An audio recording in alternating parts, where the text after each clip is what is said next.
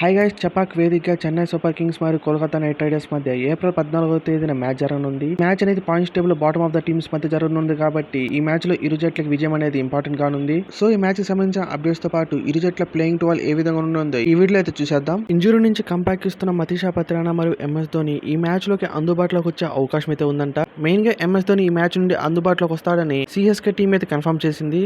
కానీ మరోవైపు పత్రానా టీమ్ లో జాయిన్ అయ్యాడు కానీ ఈ మ్యాచ్ లోకి అందుబాటులో ఉంటాడా లేదనేది కేకేఆర్ ఇంకా కన్ఫర్మేషన్ ఇవ్వలేదు. అలాగే ఇంజురీ నుంచి రికవరీ అవుతున్న వరుణ్ చక్రవర్తి ఈ మ్యాచ్ నుండి దూరం అయ్యే అవకాశం అయితే ఎక్కువ ఉంది. అలాగే ఇప్పటి వరకు చపాక్లాన 2 మ్యాచ్లో 200+ స్కోర్స్ చూసాం కాబట్టి మాక్సిమం ఈ మ్యాచ్ లో కూడా అంతే స్కోర్ వచ్చే అవకాశం ఉంది.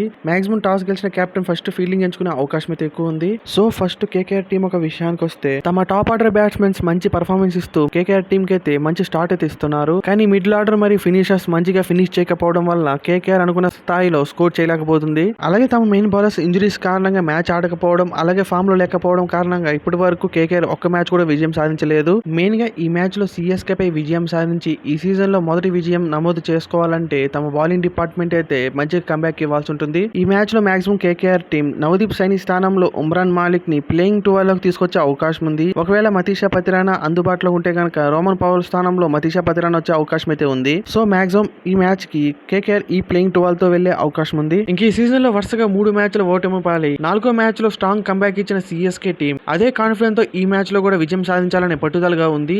అలాగే ఈ మ్యాచ్ లో ఎంఎస్ ధోని వస్తున్నాడు కాబట్టి తమ ప్లేయర్స్ కి కాన్ఫిడెన్స్ ఇంకా పెరిగే అవకాశం అయితే ఎక్కువ ఉంది. కానీ ఎంఎస్ ధోనిని ప్లేయింగ్ 12 లోకి ఎవరి స్థానంలో తీసుకురావాలనే దానిపై సిఎస్కే మేనేజ్మెంట్ కి అయితే బిగ్ హెడ్ గా మారింది. మాక్సిమం సర్ఫరాజ్ ఖాన్ స్థానంలో ఎంఎస్ ధోని ప్లేయింగ్ 12 లోకి వచ్చే అవకాశం అయితే ఎక్కువ ఉంది.